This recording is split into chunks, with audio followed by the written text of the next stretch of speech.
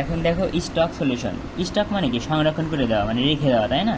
মানে আমরা বলি না স্টকে এতগুলো জিনিস জমা আছে, মনে করো তুমি মনে করো কি বলো, টি শার্টের ব্যবসা করো, তাইলে ওখানে অনেকগুলো টি শার্ট রেখে দিছাও, ওটাকে আমরা বলতেছি, ওটা কি আমরা কি বলতেছি যে স্টক করে রাখা। তার মানে কি? তুমি মনে করো 5,000 পিস টি শার্ট ওখানে রাখছো, ওখান থেকে 200টা টি শার্ট তোমার দোকানে নিয়ে গেছো, নিয়ে সেল করছো, মানে বিক্রি করছো।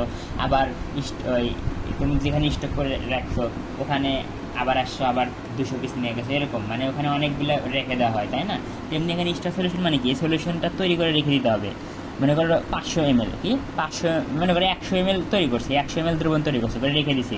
ওখান থেকে আমি কি যতবার, মনে করো আমার 5 ml লাগবে, ওখান থেকে আমি 5 ml নিবো। কিছুক্ষণ পর দেখলাম আমার 10 ml লাগতেছে, আবার ওখান থেকে কি 10 ml নিবো, মানে একবারে বানায়, মানে বেশি পরিমাণে বানায় রাখতেছি, যাতে পরবর্তীতে আমি কী করতে পারি, ওখান থেকে আমার প্রয়োজন অনুযায়ী নিতে পারি। দেখো আমাদের মনে করো 3টা গ্রুপ আছে।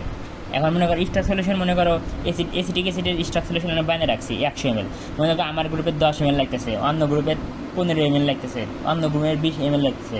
তাহলে কি ও আর মতো ওখান থেকে 20 ml নেবো, আমি আমার মতো 10 ml নেবো, এরকম মানে বেশি পরিমাণে। আর যদি আমরা স্টার সলিউশন তৈরি না করি, তাহলে কি দেখো, মানে আমার 10 ml দরকার, তাহলে আমি একবার দ্রবণ বানানো লাগতেছে, অন্য গ্রুপের 15 ml দরকার, আর আবার দ্রবণ বানানো লাগতেছে, এত ঝামেলা আমরা যাই না। মানে কাজটা সহজ করার জন্য আর কি মূলত বেশি পরিমাণে আমরা বানায় রাখি, যাতে যাতে সবাই নিতে পারে আর কি, বা আমি একাধিকবার ইউজ করতে পারি। আর মেইন কারণ পরে ল্যাব টেস্ট ওই নোটে দিয়ে দেবো। আচ্ছা যাই হোক, তো স্টার সলিউশন বানানোর নিয়ম কি মনে রাখবা। তরল পদার্থকে মানে মাপি কি? ml, মানে মানে মিলিলিটার দ্বারা, কি দ্বারা? মিলিলিটার দ্বারা, হ্যাঁ। আচ্ছা, মানে তরল পদার্থকে মানে মাপি লিটার দ্বারা। কিন্তু এই যে ল্যাবের কাজ অনেক ছোটো, তো মানে সূক্ষ্ম কাজ, মানে বেশি পরিমাণ কাপড় নিয়ে করি না, বেশি পরিমাণ পানি নিয়ে করি না, আমরা সামান্য পরিমাণে কাপড় নিয়ে করি, তো ওই জন্য মিলিলিটার হিসাব করি। আর কঠিন পদার্থের পরিমাণকে আমরা গ্রাম দ্বারা প্রকাশ করবো, কেজি না কিন্তু, নট কেজি, গ্রাম দ্বারা। তার মানে মনে রাখবা লিটারের সাথে কেজির সম্পর্ক, আর মিলিগ্রামের সাথে আসলে গ্রামের সম্পর্ক। তার মানে আমরা তরল পদার্থকে মিলিলিটার দ্বারা মাপবো, আর কঠিন পদার্থকে গ্রাম দ্বারা মাপবো। আচ্ছা, স্টক সলিউশন জিনিসটা কি? ও তার আগে একটা বলি যে পানির আয়তন, হ্যাঁ, পানির ভলিউম আছে, পানির সাথে যদি তরল পদার্থ মিশাও, তাহলে পানির আয়তন কীভাবে বেড়ে যাবে। আর পানির সাথে যদি কী মিশাও, কঠিন পদার্থ বা পাউডার জাতীয়, যেমন মনে করো পানির সাথে কী করলা তুমি, মনে করো পানির সাথে কী মিশালা, সামান্য একটা চিনি, তাহলে কী হবে, চিনিগুলো জাস্ট দ্রবীভূত, মানে গলে যাবে, যা পানির ভিতরে ঢুকে যাবে আর কি, তাই না? পানির সাথে মিশে যাবে। তো কঠিন পদার্থ যদি তুমি পানিতে দাও, পানির আয়তন বাড়ে না, যা ভলিউম তাই। পানির আয়তন মনে করো 100 ml আছে, তুমি 5 গ্রাম চিনি দিলা, এত সমস্যা নাই, পানির আয়তন 100 ছিল, 100 থাকবে। কিন্তু পানির সাথে যদি তরল পদার্থ মিশাও, পানি নিজে একটা তরল পদার্থ, আর সাথে যদি আরও তরল পদার্থ মিশাও, তাহলে কী হবে, পানির আয়তন বেড়ে যাবে। এই কনসেপ্টটা খালি মনে রাখবা যে পানির সাথে যদি কঠিন পদার্থ মিশাই, তাহলে কি পানির আয়তন বাড়ে না, আর পানির সাথে যদি তরল পদার্থ মিশাই, তাহলে পানির আয়তন বেড়ে যায়। যেমন এই দেখো, এটা কিন্তু ল্যাব করে স্যার কোশ্চেন করতে পারে। যেমন 120 ml পানি আছে, এখানে তুমি কি 5 গ্রাম সল দিলা, সল কি কঠিন পদার্থ, তাই না? তার মানে কি এখানে কিন্তু আমার পানির আয়তন বাড়বে না। দেখো এই সল দিতেছো, দেওয়ার পরে কি পানির আয়তন 100 ml হবে, কিন্তু এখানে দেখো 120 ml কী ছিল, পানি ছিল, 5 ml ওয়েডিং এজেন্ট দিলাম, মানে এই যে ml মানে লিটার, মানে পানির সাথে যখনই ml দেখবা তখন বুঝবো এটা তরল পদার্থ। তাহলে পানির সাথে যদি তরল পদার্থ মিশাও, তাহলে কি পানির আয়তন বেড়ে যাবে। দেখো কত হলো, 125 হলো, তাই না? এখন এই দুইটা স্যার কোশ্চেন করবে যে আমি যদি, আচ্ছা, তো স্টার সলিউশন মানে হিসাব করতে হয় কীভাবে। তো মনে করো স্টার সলিউশন দুইভাবে হিসাব করতে হয়। একটা কি কঠিন বা পাউডার জাতীয় পদার্থের ক্ষেত্রে হিসাব করার নিয়ম আলাদা, আর কি তরল জাতীয় পদার্থের ক্ষেত্রে হিসাব করার নিয়ম আলাদা। দুই ক্ষেত্রে কিন্তু দুইটা নিয়ম, খুব সাবধান, দুই ক্ষেত্রে দুইটা নিয়ম, হ্যাঁ। একটা কঠিন পদার্থের ক্ষেত্রে এক নিয়ম, তরল পদার্থের ক্ষেত্রে আরেক নিয়ম।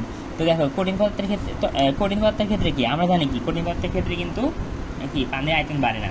তো কঠিন পদার্থের ক্ষেত্রে কি, যদি মনে করো 6% স্টার সলিউশন, 6% স্টার সলিউশন বানাতে বলবো, আর কারো এসিটিক অ্যাসিড হতে পারে, লবণ হতে পারে, যাই হোক, মানে কারো না কারো তো আমরা স্টার সলিউশন তৈরি করতেছি।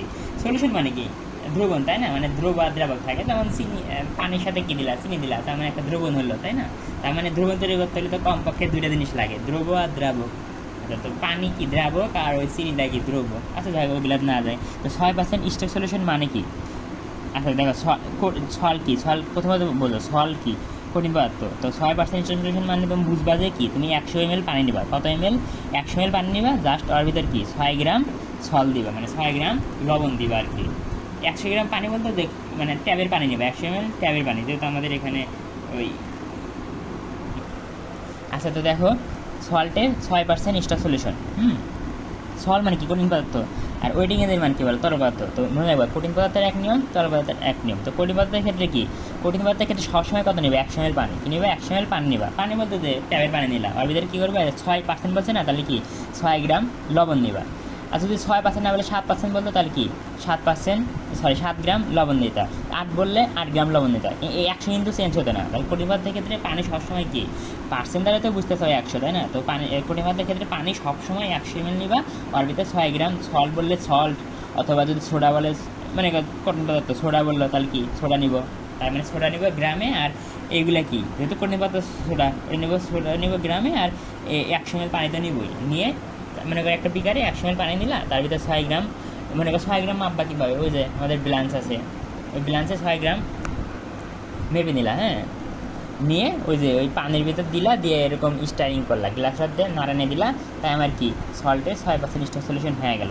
এখন দেখো তরল পদার্থের ক্ষেত্রে ওইটাই এদের কি তরল পদার্থ, তাহলে এর ক্ষেত্রে 6% স্টার সলিউশন মানে কি 6 বলছে না, তাহলে মানে পার্সেন্ট মানে 100, তাহলে 6 বলছে, তাহলে 100 6 ভিতর থেকে 6 হাত দিলে কত 94, তাহলে 94 ml পানি নিবা। কত নিবা 94 পানি, আর এদের 6 ml কি waiting agent, 6 ml waiting agent নিবা। নিয়ে ওই যে নাড়ানে নিবা, তাহলেই কী হবে আমার 6% ওয়েটিং এজেন্ট, অর্থাৎ 6% তরল পদার্থের কী হবে স্টার সলিউশন হয়ে গেল। মানে স্টার সলিউশন তৈরি একদম সহজ, মানে জাস্ট কী করতে হয়, জাস্ট তোমার পানি নিতে হয় আর কী বলছে ওইটা নিতে হয়, নিয়ে এরকম মিক্সার করতে হয়। তার মানে কঠিন পদার্থের ক্ষেত্রে সবসময় 100 ml পানি, আর ওয়েটিং এজেন্টের ক্ষেত্রে কি যা বলে দেবে। যদি 8 বলতো তাহলে পানি নিতাম কয় ml বলো 92 ml। যদি 20 বলতো তাহলে পানি নিতাম কত 80 ml, মানে 100 মিলানোর জন্য নিলে দেখো তাহলে 6 ml আর 6 ml। মনে করো ml এর সাথে দেখো আমরা বলি x পাওয়ার 3 যোগ x পাওয়ার 3, তাহলে কত 2x পাওয়ার 3।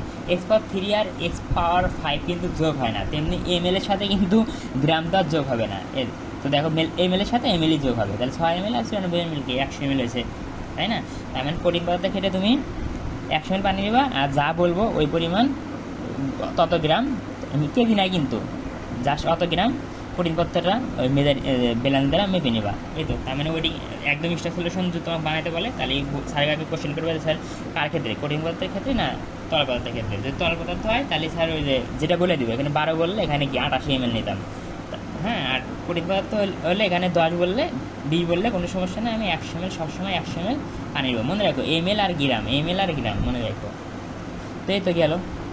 আর মনে রাখো ডাই সবসময় পার্সেন্টে প্রকাশ করা হয়, তো সমস্যা নেই। ডাইও কি কঠিন বা পাউডার জাতীয় পদার্থ, তো 2% মানে কি কঠিন পদার্থ, তো সমস্যা নেই। অবশ্যই আমাকে 100 ml পানি নিতে হবে, আর 2 গ্রাম ডাই তুমি কি মেপে নিবা, শেষ। অ্যাসিডিক অ্যাসিড, এটা বুঝতেছ অ্যাসিড কি তরল পদার্থ, তাহলে কি 2% মানে কি আমি 98 ml পানি নেবো আর 2 ml অ্যাসিডিক অ্যাসিড নেবো, নিয়ে এরকম একটা বিকারের ভিতর দিব, দিয়ে এরকম নাড়ানি দেবো, তাই আমার স্টার সলিউশন হয়ে গেল। 2% অ্যাসিডিক অ্যাসিডের স্টার সলিউশন হয়ে গেল।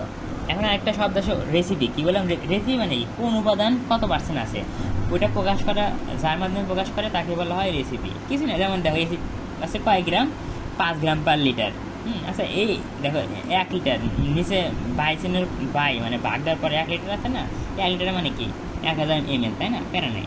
ডাই আছে 15%, তার মানে কোন জিনিসটা কত পার্সেন্ট আছে বা কতটুকু আছে, কোন জিনিস কতটুকু আছে তাকে আমরা বলতেছি হলো তোমার রেসিপি।